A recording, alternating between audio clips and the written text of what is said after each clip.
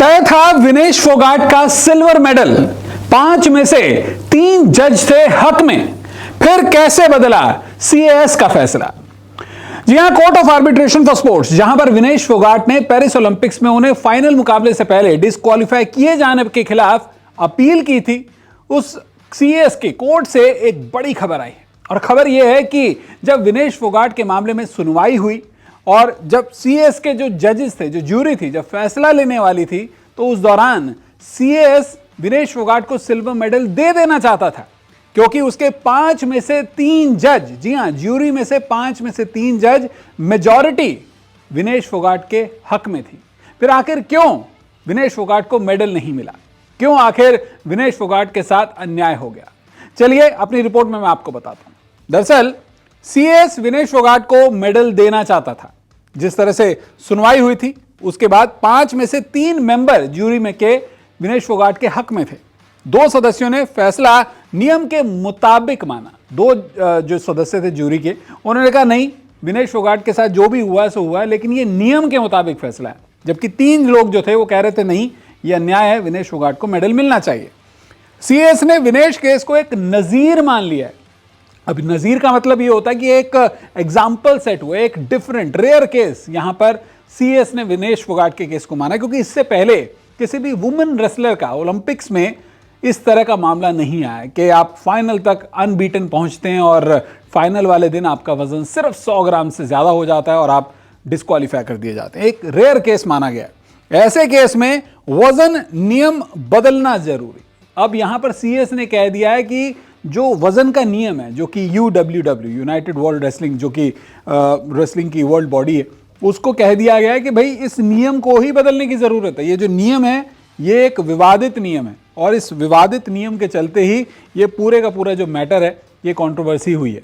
अब यहाँ पर जो सीएएस, उन्होंने और क्या कहा? उन्होंने यूडब्ल्यूडब्ल्यू और आईओसी, यानी कि यूनाइटेड वर्ल्ड रेसलिंग और इंटरनेशनल ओलंपिक कमेटी, इन दोनों को ही एक और खास बात बोली है कि इन दोनों को ही एक सिफारिशी ड्राफ्ट भेजा जाएगा कि इस तरीके के मामले दोबारा से भविष्य में ना हो, इसीलिए नियमों में बदलाव किया जाए।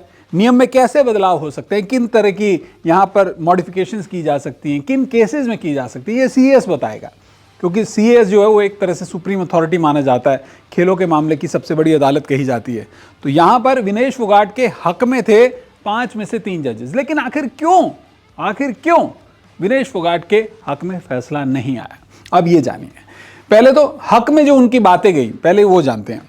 सही वजन के साथ फाइनल तक पहुंची। अपने जो तीनों उन्होंने बाउट्स लड़े थे फाइनल से पहले, चाहे वो प्री क्वार्टर फाइनल मुकाबला हो, क्वार्टर फाइनल हो, सेमीफाइनल हो, ये सभी मुकाबले उन्होंने अपने सही वजन के साथ लड़ा। अंडर 50 खेलती थी वो, क्योंकि 50 किलोग्राम कैटेगरी में खेली, तो 50 किलोग्राम से कम उनका वजन था। कहीं भी कोई चीटिंग नहीं थी, कोई फ्रॉड नहीं था। वकीलों द्वारा जो तर्क और दलीलें दी गई, वो भी बहुत ज़्यादा कन्विंसिंग थे कि विनेश फोगाट जो हैं अपने वेट कैटेगरी के मुताबिक फाइनल तक पहुंची। वकीलों ने ये भी कहा था कि खिलाड़ी अगर अपने शरीर की कमज़ोरी को दूर करने के लिए कुछ न्यूट्रिएंट्स ले रहा है, खा रहा है, पी रहा है, तो वो कुछ गलत नहीं हो सकता है, ये एक फंडामेंटल राइट है। साथ ही साथ ये भी बात कही गई थी वकीलों की तरफ से कि उन्हें सिल्वर मेडल दे दिया जाए, क्योंकि अपने कंपटीशन में उन्होंने कोई चीटिंग नहीं की, एक फेयर तरीके से कंपटीशन लड़ा और उनके ओपोनेंट्स को उन्होंने हराया है। कोई ऐसा बाइप भी नहीं उन्हें दिया गया। महिला और पुरुष रेसलरों की क्षमता अलग होती है, ये बात भी बताई गई कि इससे पहले ऐसा कभी नहीं हुआ। आपको मैं बताऊं कि जो सीएएस है, उसमें इससे पहले रेसलर्स की वेट कैटेगरी को लेकर जितने भी इस तरह के मामले सामने आए हैं, तब हमेशा पुरुष रेसलर्स के ज़्यादा वजन को लेकर अपील्स की गई थी। वुमेन रेसलर के ऐसे किसी मेडल बाउट को लेकर इससे पहले कोई अपील नहीं की गई। और यही बात वकीलों ने भी बताई। सीएएस के जजेस, जो ज्यूरी के जजेस थे, उन्होंने भी बात मानी कि पुरुष और महिलाओं की जो शरीर की क्षमताएं होती हैं वो अलग होती हैं। जो कैपेसिटी होती है टॉलरेंस की, या फिर जो बॉडी की जो मेटाबॉलिज्म होता है, उसकी अलग अलग फीचर्स होते हैं। पुरुष जो होते हैं वो ज़्यादा देर तक अपनी भूख को बर्दाश्त कर सकते हैं और उनकी एनर्जी जो होती है वो थोड़ी स्लो ड्रेन आउट होती है। महिलाओं में ऐसा नहीं होता, महिलाओं की एनर्जी ज़्यादा ड्रेन आउट होती है। ऐसे कई फैक्टर्स होते हैं जो कि यहाँ पर जब ज्यूरी को बताए गए साइंटिफिक तरीके से, उन चीज़ों को उन्होंने एक्नॉलेज किया, उनकी बात को उन्होंने सही माना। लेकिन उनके खिलाफ क्या बात कही जिसके चलते इनके फेवर में फैसला नहीं आया? 2 सदस्य अपील के खिलाफ थे। उन्होंने कहा कि नहीं, ऐसा नहीं हो सकता। यूडब्ल्यूडब्ल्यू ने फैसले को सही बताया। जो मेन कंसर्न था, सबसे बड़ी बात थी, यूडब्ल्यूडब्ल्यू यूनाइटेड वर्ल्ड रेसलिंग, इन्होंने कहा कि अगर यहां पर आप जी नियमों को चेंज किए बिना विनेश को मेडल दे देते हैं तो कल को कोई और खड़ा हो जाएगा। आप कह रहे हो 100 ग्राम, कल कोई दूसरा आ जाएगा, वो कहेगा कि मेरा 150 ग्राम ज़्यादा था, आपने मुझे क्यों डिस्क्वालीफाई कर दिया। 100 हो, 150 हो, 200 हो, 500 हो, कुछ भी हो, वजन को आपको नियमों के दायरे में लाना होगा, आपको पहले नियम बदलने होंगे। और ये बात जब यूडब्ल्यूडब्ल्यू ने बोली तो वहां पर केस धीरे धीरे पलटता हुआ नजर आया। ज्यादा वजन को लेकर नियम तय, ये बात भी बताई गई कि भाई ऐसा नहीं है कि आपने कोई चीज मेंशन ना की हो, ये एक नियम बनाया गया था कि आपको तय वेट कैटेगरी में वेट के अंडर होना है, उसके बराबर नहीं हो सकते, उसके ऊपर नहीं हो सकते। अगर आप बराबर हैं तो आप वार्निंग, आपको बताया जाएगा कि आपको कम लेके आना है। लेकिन यहां पर नियम मेंशन्ड है, कुछ भी चीजें छुपी हुई नहीं है, बाकायदा लिखा हुआ है, और यही नियम जो लिखे गए हैं उनका हवाला दिया गया। जूरी के सामने नए नियम की सिफारिश की गई।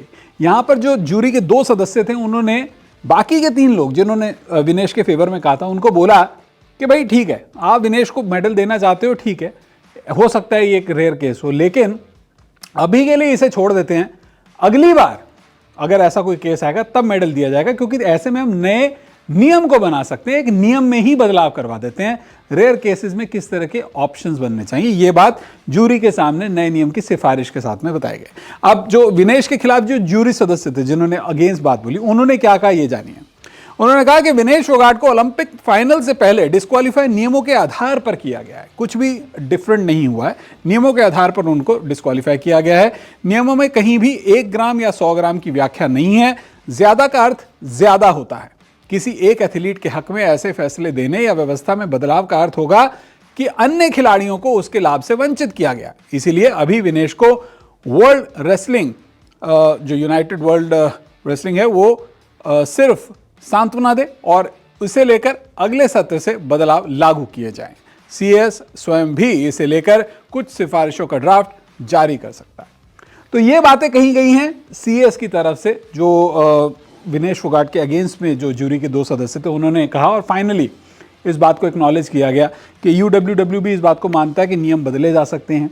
सीएस जो है उसके जूरी के लोगों ने कहा कि हम खुद से सिफारिश करेंगे, और इसीलिए विनेश फोगाट का जो मेडल था वो उन्हें नहीं मिल पाया। लेकिन यहाँ पर एक खबर ये भी है कि विनेश फोगाट के साथ में आईओए खड़ा, यानी कि इंडियन ओलंपिक एसोसिएशन, और आईओए ने कह दिया है कि हम अंत तक इस मामले में विनेश के साथ रहेंगे, इस फैसले के अगेंस्ट अपील करेंगे, और इसी वजह से विनेश को अभी भी मेडल मिल सकता है, उनके लिए दरवाजे पूरी तरह से बंद नहीं हुए। लेकिन फिलहाल ये बात सामने आ चुकी है कि विनेश का तय था मेडल। एक बार फिर कहा जा सकता है विनेश फोगाट जो थी वो थोड़ी सी बदकिस्मत थी, और अगर उस वक्त यूडब्ल्यूडब्ल्यू की तरफ से वो दलील ना दी गई होती कि नियम बदल देंगे उसके बाद सोचा जाएगा, तो वहाँ पर शायद विनेश फोगाट थोड़ा सा मात खा गई। और अगर यूडब्ल्यूडब्ल्यू ने ऐसा ना किया होता तो भारत के 7 मेडल होते, विनेश फोगाट भी पेरिस ओलंपिक्स की सिल्वर मेडलिस्ट होती। वीडियो देखने के लिए आपका बहुत बहुत शुक्रिया।